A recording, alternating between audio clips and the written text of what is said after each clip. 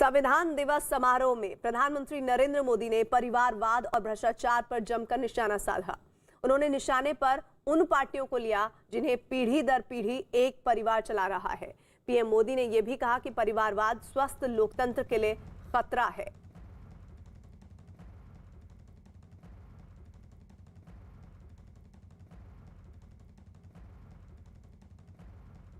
हिंदुस्तान के हर कोने में जाइए,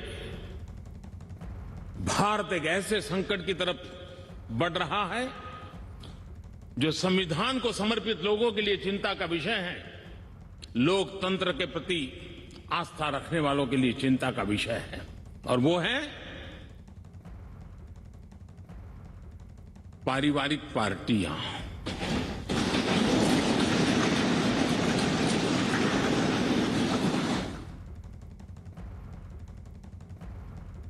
राजनीतिक दल, party for the family, party by the family,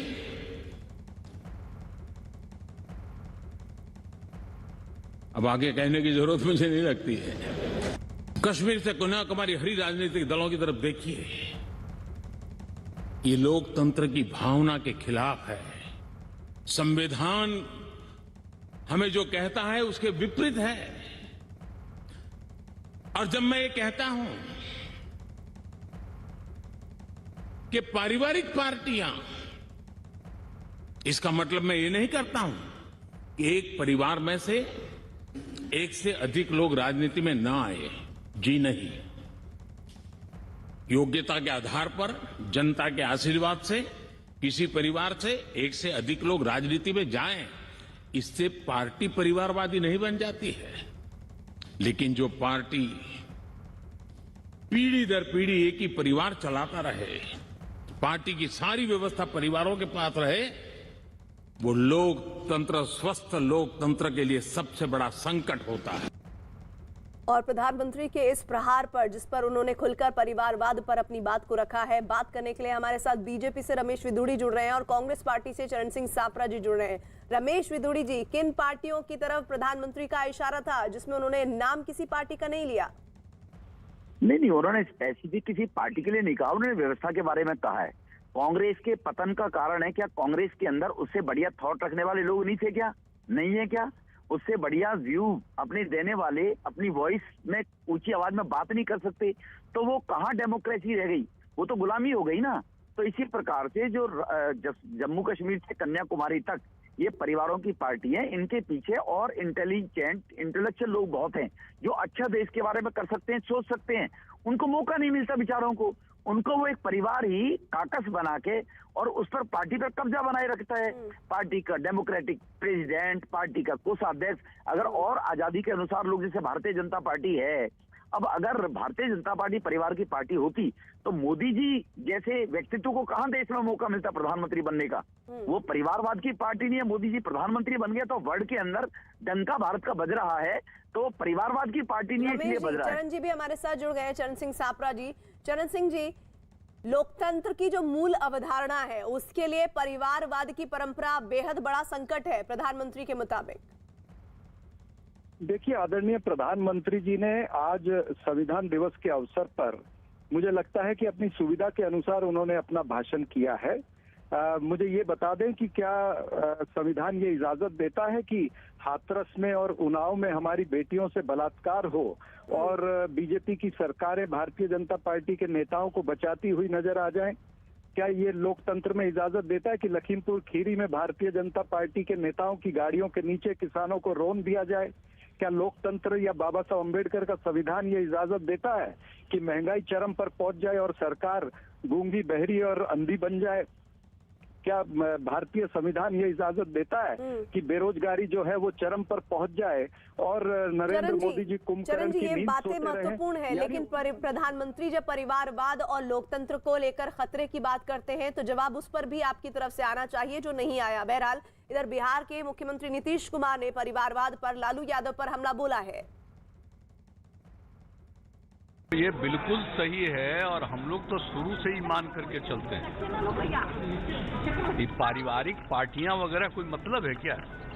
कोई मतलब नहीं। आजकल तो देख रहे हैं कि लोग खुद को, अपने परिवार को, बाल बच्चे को, किसी को भी जो जगह पहुंचाते हैं तो उसका कोई मतलब है कि राजनीति से इसका कोई मतलब नहीं होना चाहिए। लेकिन आजकल कई दल इसी पर चले गए, तो आप समझ लीजिए कि अभी कुछ दिन के लिए भले ही वो रह जाएं, लेकिन कुछ समय के बाद उनका सर्वाइवल संभव नहीं होगा, ये आप अच्छी तरह जान लीजिए। चरण सिंह सापरा जी, एक बार फिर से मैं आपके पास लौटना चाहती हूँ। प्रधानमंत्री ने कहा कि परिवारवाद की जब वो बात करते हैं तो ऐसा नहीं है कि एक पिता का पुत्र नहीं आ सकता, लेकिन जो डायनेस्टी बनी हुई है, जैसा लग रहा है कि उन्होंने कहा तो नहीं, लेकिन बीजेपी के तमाम लीडर्स उस बात को बता रहे हैं कि नेहरू से लेकर इंदिरा गांधी, फिर उसके बाद जिस तरह से राजीव गांधी, सोनिया गांधी, राहुल गांधी, ये जो सिलसिला है ये नहीं होना चाहिए, ये लोकतंत्र की मजबूती के लिए संकट है। देखिए, प्रधानमंत्री इस देश को ये भाषण न दे परिवारवाद वाला। मैं उनको ये बता देना चाहता हूँ कि ये वो परिवार है कि जवाहरलाल नेहरू जी ने आजादी की जंग में हिस्सा लिया और कई साल और महीने वो जेल के अंदर रहे। क्या नरेंद्र मोदी कभी या आरएसएस परिवार के लोग जेल में राहुल ने क्या किया? सोनिया जी ने क्या किया? लोगों ने शहादत दी है। क्या पूछा जा रहा है? जवाब क्या दिए जा रहे हैं आप लोग? इंदिरा गांधी, राजीव गांधी जी ने देश की मिट्टी के लिए शहादत दी है। क्या भारतीय जनता पार्टी और आरएसएस के नेताओं ने शहादत दी है? अरे इन्होंने उंगली नहीं कटाई कभी, बिना उंगली कटाई शहीदों में नाम लिखाना चाहते हैं। ये ऐसी पार्टी है। नरेंद्र मोदी जी का भाषण जो जवाहरलाल नेहरू ने उंगली कटाई क्या? उस जो जिस चीज पर वो बोल रहे थे उसको अपनी सुविधा से तोड़ते मरोड़ते हुए उन्होंने भाषण किया है। ये भाषण अगर डॉक्टर बाबा साहब अम्बेडकर सुन लेते तो निश्चित रूप से उनको भी शर्म आती कि देश का प्रधानमंत्री आज संविधान के दिवस पर इस तरह से भाषण कर रहा है। अपनी राजनीतिक रोटियां सेक रहे हैं संविधान दिवस के अवसर पर भी ये लोग। जिन मुद्दों पर बात होनी चाहिए रमेश जी, उन मुद्दों से इतर बात हो रही है, ये सापरा जी का आरोप है और परिवारवाद को जानबूझकर बीच में लाया जा रहा है। दुर्भाग्य है। संविधान दिवस पर संविधान की बात होगी ना। ये हाथरस पे जा रहे हैं, कहाँ कहाँ जा रहे हैं। राजस्थान में भी मैं पॉलिटिकल टॉपिक पे जाना नहीं चाहता। क्या हाथरस में बेटियों की इज्जत लूटी जाए और आप लोग अपने नेताओं को बचाते रहो? क्या ये संविधान इजाजत देता है? बताइए ना। तो मेरे को आपने बंद कर रखा, इनको बंद करिए पहले। ये टाटा कर जा रहे हैं। विदुरी जी, ये बताइए कि भारतीय जनता पार्टी के नेता बलात्कार में इन्वॉल्व हो, सोनिया गांधी ने कौन सा बलिदान दिया? आपने नहीं पार्टी से निकाला जब तक वो हिरासत में नहीं गए। आप आखिरी दम तक कुलदीप सेंगर को बचाते रहे। क्या ये संविधान कहता है? और मैं पूछना चाहता हूं, नेताओं को बचाते रहो, किए जा रहे हैं, इसका उत्तर दीजिए ना। कॉन्स्टिट्यूशन की हो रही है। कॉन्स्टिट्यूशन में जो कांग्रेस में क्या ऐसे लोग नहीं थे जो इनसे बेटर थॉट रखने वाले लोग थे? तो संविधान के अंबेडकर जी की बातें कर रहे हैं। अंबेडकर जी का पतन किसने किया था? बंबई में चुनाव किसने हरवाया था? अंबेडकर जी को जो राइट मिलना चाहिए था किसने नहीं दिया था? उनको भारत रत्न का अवार्ड कब मिला गया था? क्यों नहीं? नेहरू को दिखाई नहीं दिया, इंदिरा को दिखाई नहीं दिया। के अंदर और उत्तर प्रदेश के अंदर जो पीटा गया है वो कौन पीट रहा है? और कौन सी सरकार उनको मदद कर रही है? इस पर भी जरा बोल दीजिए। क्या डॉक्टर बाबा साहब अम्बेडकर के अनुयायी को पीटा जाता है इस तरह से? नेहरू को किसी जान से मार दिया जाता है, रौन दिया जाता है? ये भारतीय जनता पार्टी की सरकारों में हो रहा है। एक मुश्त कांग्रेस का अध्यक्ष बनाने से इनकार कर दिया। पटेल को 13 राज्यों ने कहा था पटेल कांग्रेस का अध्यक्ष होना चाहिए। ये ब्लैकमेलिंग खानदान जो है ये देश पर मैं जो पूछ रहा हूँ जो उसका उत्तर दे दीजिए ना। गुलाम ही कांग्रेस में है। इन गुलामों के कारण देश के 700 करोड़ लोग गुलाम हो गए। बाबा साहब अम्बेडकर ने कहा कि आप अपने देश की जो नवरत्न कंपनियां हैं उनको बेच दीजिए। कांग्रेस में 16 राज्यों में 13 राज्य अध्यक्षों ने ये कह दिया कि पटेल कांग्रेस का अध्यक्ष होना चाहिए। उसको अध्यक्ष में एक्सेप्ट नहीं किया था, लेकिन ब्लैकमेल करके गांधी जी को दबाव में लेके कि अंग्रेज अभी गए हैं, ये कहेंगे आपस में फिर लड़ रहे हैं तो चलो नेहरू को। मनगढ़ंत कहानियों से कुछ नहीं होगा। मनगढ़ंत कहानी हकीकत है। इतिहास पढ़िए, इतिहास देखिए निकाल कर। अरे केवल गुलामी की जिंदगी दोगे क्या? इतिहास पढ़ के देखिए कि नेहरू को किसने मुसलमाना पे देश में किसने नहीं माना था? नहीं ना पढ़ते। देखिए, कम से कम हमें संविधान दिवस के अवसर पर तो इस बात का संदेश जरूर देना चाहिए कि संविधान में लिखी गई मूल अवधारणा को ध्यान में रखते हुए लोकतंत्र को मजबूत करने की ओर बढ़ना चाहिए। आप दोनों मेहमानों का मैसेज जुड़ने के लिए शुक्रिया। इधर कांग्रेस नेता आनंद शर्मा ने पलटवार करते हुए आजादी के लिए पीढ़ी दर पीढ़ी जो जेल गए, जिन्होंने सर्वोच्च बलिदान दिया, उन्हें ये याद नहीं आता है, ये आरोप लगाया। भारत संविधान दिवस को मना रहा है। कांग्रेस पार्टी ने और हमारे सहयोगी दलों ने अन्य मुख्य विपक्षी दलों ने इसमें शमूलियत नहीं की है, इसमें शामिल नहीं हुए हैं। उसके कारण जानना आवश्यक है। माननीय प्रधानमंत्री जी और बीजेपी के नेतृत्व की विपक्ष की आलोचना इस विषय पे सही नहीं है, उसका कोई औचित्य नहीं। आरजेडी प्रवक्ता मृत्युंजय तिवारी ने कहा है कि जिन लोगों ने संविधान और लोकतंत्र को तार-तार किया, आज वो परिवारवाद पर बोल रहे हैं।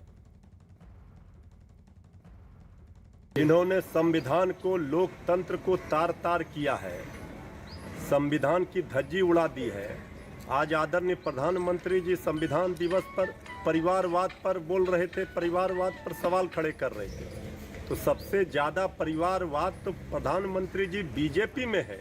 राजनाथ सिंह जी के पुत्र कौन है? वसुंधरा राजे जी, मेनका गांधी, वरुण गांधी, लंबी फहरिस्त है बीजेपी में परिवारवाद की। विपक्ष पर दोष देखने के पहले अपने गिरेबान में झांकिए, सामने आईना रख लीजिए, सब पता चल जाएगा।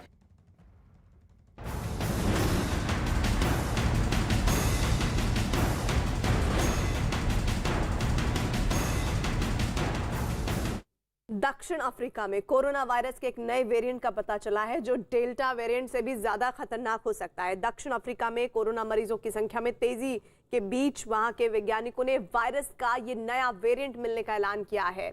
बताया गया है कि वहां अब तक 22 लोगों में वायरस का ये वेरिएंट मिल चुका है। वैज्ञानिकों के मुताबिक इस नए वेरिएंट की वजह से ही दक्षिण अफ्रीका में कोरोना मरीजों की तादाद फिर से बढ़ने लगी है और अब वहां पिछले महीने की तुलना में 12 गुना ज्यादा नए मरीज हर रोज सामने आ रहे हैं। यही नहीं, दक्षिण अफ्रीका से बोत्सवाना और हांगकांग पहुंचे कुछ लोगों में भी कोरोना का यही वेरिएंट पाया गया है। हालांकि अभी इसके बारे में बहुत जानकारी नहीं आई है, लेकिन फिर भी आशंका जताई जा रही है कि नया वेरिएंट भारत में दूसरी लहर के लिए जिम्मेदार डेल्टा वेरिएंट से भी ज्यादा खतरनाक हो सकता है।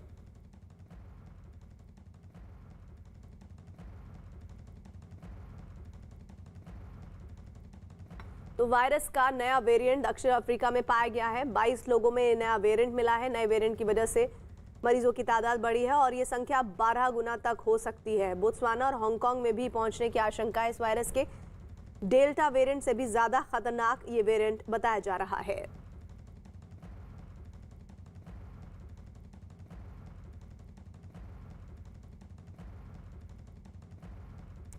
दक्षिण अफ्रीका के बाद इजराइल में कोरोना का नया वेरिएंट पाया गया है। बताया गया है कि ये वेरिएंट है जो दक्षिण अफ्रीका में पाया गया, जिसके बाद इजराइल के प्रधानमंत्री ने कोरोना की वजह से देश में आपातकालीन स्थिति होने का दावा किया। हालात को देखते हुए इटली, फ्रांस और जर्मनी ने दक्षिण अफ्रीका से आने वाले यात्रियों पर प्रतिबंध लगा दिया है। तो प्रतिबंध लगाने की भी तैयारी, क्योंकि फ्रांस में ये प्रतिबंध लगा है और हुआ दरअसल ये है कि दक्षिण अफ्रीका में ये कोरोना का नया वेरिएंट मिला। इजराइल में नए वेरिएंट का पहला केस मिला। इटली, जर्मनी ने प्रतिबंध लगाया है कि वहां से लोग यहां ना आ पाए और दक्षिण अफ्रीका की उड़ानों पर यह प्रतिबंध घोषित किया गया है। फ्रांस ने भी प्रतिबंध को लगा दिया है।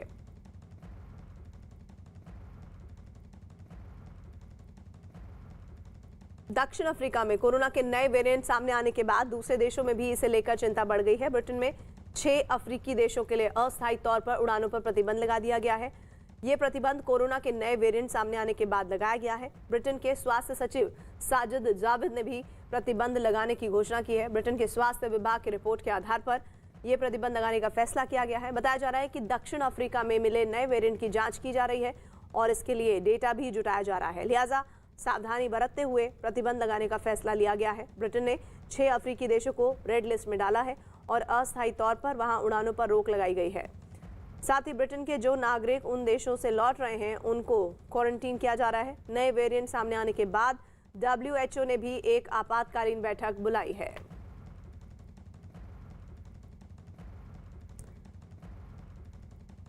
दक्षिण अफ्रीका में सामने आए कोरोना के नए वेरिएंट से देश में भी दहशत है। दिल्ली के सीएम अरविंद केजरीवाल ने इस मुद्दे पर सोमवार को एक बैठक बुलाई है, साथ ही विशेषज्ञों से राय भी मांगी है।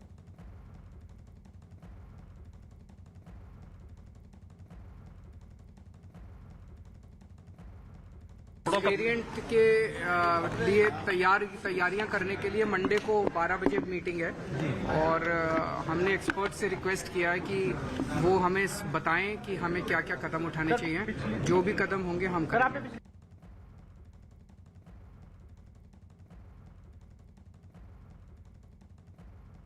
तो देश में कोरोना केस तेजी से बढ़े हैं और 17 राज्यों में ये केसेस बढ़ रहे हैं। ऐसे में मिजोरम, केरल, मणिपुर ये वो राज्य हैं जहां केसेस बढ़ने की तादाद ज्यादा है। कोरोना के नए वेरिएंट से दहशत है और दिल्ली में सोमवार को एक बैठक बुलाई गई है जिसमें विशेषज्ञों से राय मशवरा किया जाएगा। कोरोना का नया वेरिएंट सामने आने के बाद राजस्थान में भी इससे निपटने की तैयारियां तेज हुई हैं। बताया जा रहा है कि जिन देशों में नया वेरिएंट पाया गया है वहां से आने वाले यात्रियों को क्वारंटीन किया जाएगा और उनकी जांच की जाएगी। कोरोना वायरस के अंदर म्यूटेशन एक साधारण प्रक्रिया है। लगातार म्यूटेशन होते रहते हैं, वेरिएंट चेंज होते रहते हैं। जो ये वेरिएंट है बीटा 1.1529 जो ये डिटेक्ट हुआ है साउथ अफ्रीका कंट्री के साइड में, इसके अंदर जो स्पाइक्स हैं इसके काफ़ी ज़्यादा मात्रा में स्पाइक्स है। इसकी संरचना पहले से भिन्न है और इसमें विशेषकर देखना होगा कि इसकी हमारे ऊपर कितनी सोसाइटी में असर पड़ता है, कितनी तेज़ी से फैलता है, ऐसी गंभीरता कितनी है और हमारी जो वैक्सीन है उसका इसका कितना असर है। ये सब चीज़ें हमारे लिए बड़ी चिंताजनक है और हमारे लिए ये एक तरह से चुनौती है। इसलिए हमें इससे किसी वेरिएंट से हमारे देश में आने से ऐसे केसों को रोकना होगा, तभी हम इस तरह के संक्रमण का रोकथाम कर पाएंगे। से फिर घाटी में बसने के लिए सुरक्षा समेत दूसरी जरूरी चीजों का इंतजाम करने की मांग उठाई। बॉम्बे हाईकोर्ट ने मुंबई के शक्ति मिल गैंगरेप केस में दोषियों की देश में कोरोना के केस तेजी से बढ़ रहे हैं। पिछले 24 घंटों में कोरोना के 10,549 नए मामले सामने आए, जबकि 488 लोगों के कोरोना से मौत की खबर है। बताया जा रहा है कि 4 दिनों के बाद कोरोना मरीजों का आंकड़ा 10,000 के पार हुआ है। सबसे ज्यादा कोरोना केस केरल से सामने आए हैं, जहां 24 घंटे में 5,987 कोरोना के नए केस दर्ज किए गए हैं, जबकि 384 लोगों की मौत हुई है। महाराष्ट्र में 848, पश्चिम बंगाल में 758 नए केसेस सामने आए हैं। बताया जा रहा है कि देश के 17 राज्यों में कोरोना तेजी से बढ़ा है। मिजोरम में 10.29%, केरल में करीब 9%, मणिपुर में 3% की दर से कोरोना केसेस दर्ज हुए हैं।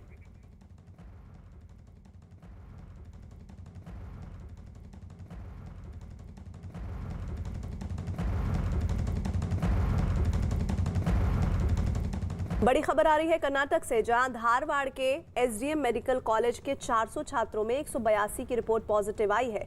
खतरे की बात यह है कि इन सबको कोरोना वैक्सीन की दोनों डोज लगी हुई थी, फिर भी वो वायरस की चपेट में आए हैं। बताया जा रहा है कि मरीजों की संख्या बढ़ भी सकती है।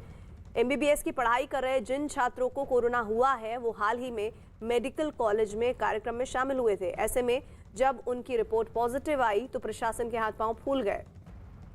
फौरन 2 हॉस्टल को सील किया गया है। इसके अलावा आला अधिकारियों के साथ जिले के डीएम खुद वहां पहुंचे हैं। अब ये भी पता लगाया जा रहा है कि इन छात्रों के संपर्क में और कौन कौन लोग आए हैं। कर्नाटक के बेंगलुरु में भी एक बड़ी खबर है। वहां एक निजी स्कूल में कोरोना का विस्फोट हुआ है। बताया जा रहा है कि वहां 33 छात्र और एक कर्मचारी कोरोना पॉजिटिव हो गए हैं। बेंगलुरु का ये एक बोर्डिंग स्कूल है जिसमें 300 से ज्यादा छात्र और वहां काम करने वाले स्टाफ मौजूद हैं। बताया जा रहा है कि वहां 33 छात्रों के कोरोना पॉजिटिव पाए जाने के बाद छात्रों को क्वारंटीन कर दिया गया है और साथ ही स्कूल की इमारत को भी सील किया गया है। इस मामले में कोरोना रोकथाम के लिए जरूरी कदम उठाने की तैयारी भी प्रशासन कर रहा है। जयपुर में भी तेजी से कोरोना के केसेस बढ़ने से चिंता बढ़ी हुई है। जयपुर में एक दिन में कोरोना के 17 नए मामले सामने आए हैं और यहां दहशत बढ़ी हुई है। इन 17 में 6 बच्चे भी शामिल हैं, जिसकी वजह से बच्चों के कोरोना का खतरा बढ़ने की आशंका भी जताई जा रही है। जबकि झालाना के सरकारी स्कूल के 2 बच्चे भी पॉजिटिव पाए गए हैं, जबकि ऑनलाइन पढ़ाई कर रहे 2 बच्चों को भी कोरोना रिपोर्ट पॉजिटिव आई है।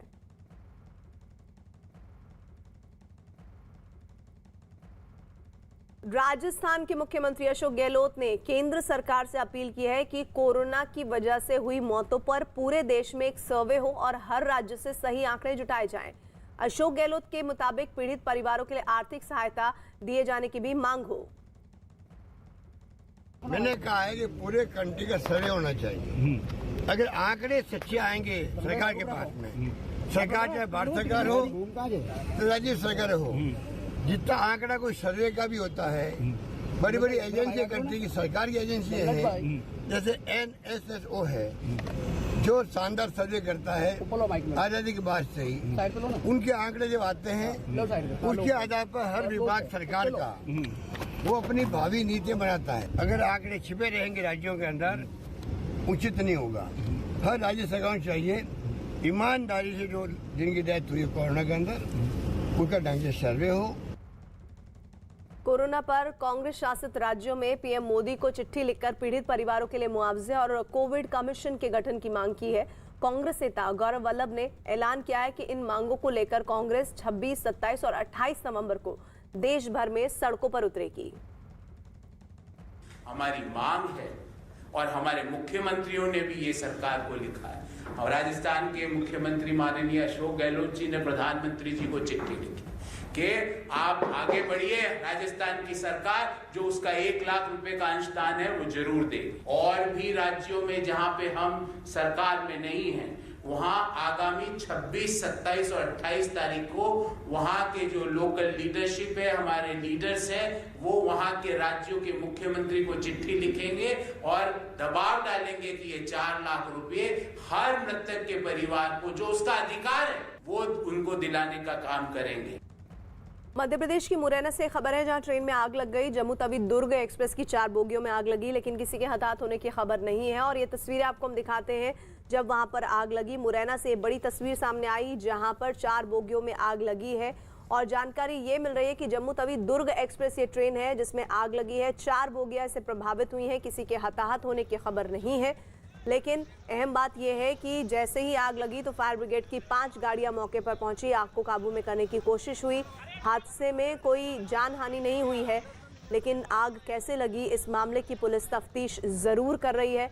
और जैसे ही लोगों को खबर मिली, ये तस्वीरें धुआं और लपटों का शोला लोगों तक पहुंचा, लोग वहां पर इकट्ठे हो गए, भीड़ लग गई। कुछ लोग अपने फ़ोन से भी इस तस्वीर को कैमरे में कैद करने लगे और साथ ही वहां पर आग बुझाने का काम भी युद्ध स्तर पर जारी रहा। कैमरा 1, 2, 3 की नज़र से देखिए किस तरह से धुंधु कर जलती हुई बोगियां, उसमें आग के शोले भी नजर आ रहे हैं।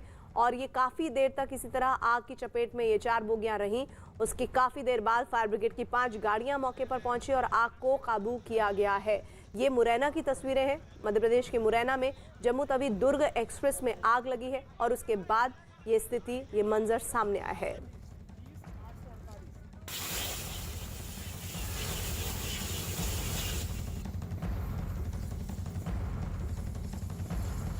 मुरैना से बड़ी खबर, बड़ी तस्वीर आपके सामने। खड़ी ट्रेन की 4 बोगियों में आग लग गई। जानकारी के मुताबिक ये ट्रेन जम्मू तवी दुर्ग एक्सप्रेस है जिसमें आग लगी है। किसी की जान की हानि की जानकारी इसमें नहीं सामने आई है, लेकिन कैसे ये आग लगी ये भी अभी जांच का विषय बना हुआ है। अफरा तफरी का मंजर काफ़ी देर तक यहाँ पर रहा जब मुरैना में आग लगने की खबर फैली और उसके बाद 5 दमकल की गाड़ियाँ पहुँची जिसे आग को बुझाने का जिम्मा सौंपा गया और वो तेज़ी से इस काम में लग गई।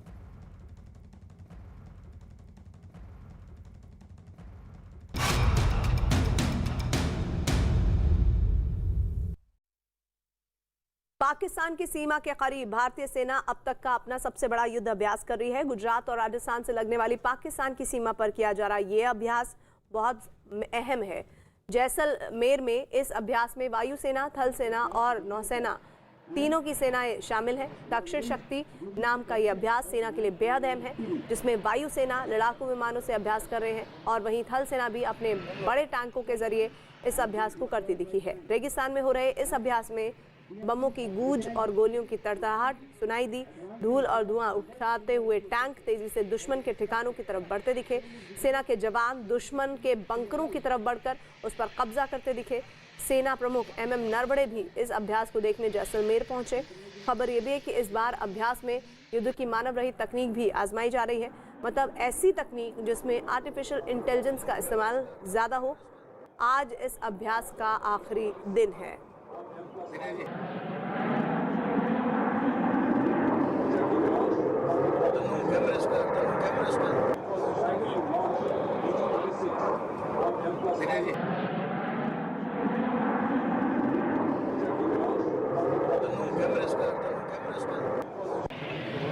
Please take your attention. The area red yellow screen. RPA on top has picked up a target whose coordinates were passed to WSI and तो दो तस्वीरें आपको दिखा रहे हैं राजस्थान जैसलमेर की। पाकिस्तान की सीमा के करीब भारतीय सेना अब तक का सबसे बड़ा अभ्यास कर रही है और गुजरात साथ ही राजस्थान से लगने वाली पाकिस्तान की जो सीमा है, बॉर्डर एरिया है, वहां पर ये अभ्यास बहुत मायने रखता है। जैसलमेर में इस अभ्यास में वायुसेना, थल सेना और नौसेना तीनों टुकड़ियां शामिल हुई हैं और दक्षिण शक्ति नाम का ये अभ्यास सेना के लिए बहुत जरूरी और मायने रखता है, जिसमें वायुसेना लड़ाकू विमानों से अभ्यास कर रही है, थल सेना भी अपने बड़े टैंकों के जरिए अभ्यास करती दिखी और रेगिस्तान में हो रहे इस अभ्यास में बमों की गूंज और गोलियों की तड़तड़ाहट सुनाई दी। धूल और धुआं उड़ाते हुए टैंक तेजी से दुश्मनों के ठिकानों की तरफ बढ़ते गए। सेना के जवान दुश्मन के बंकरों की तरफ बढ़कर उस पर कब्जा करते दिखे।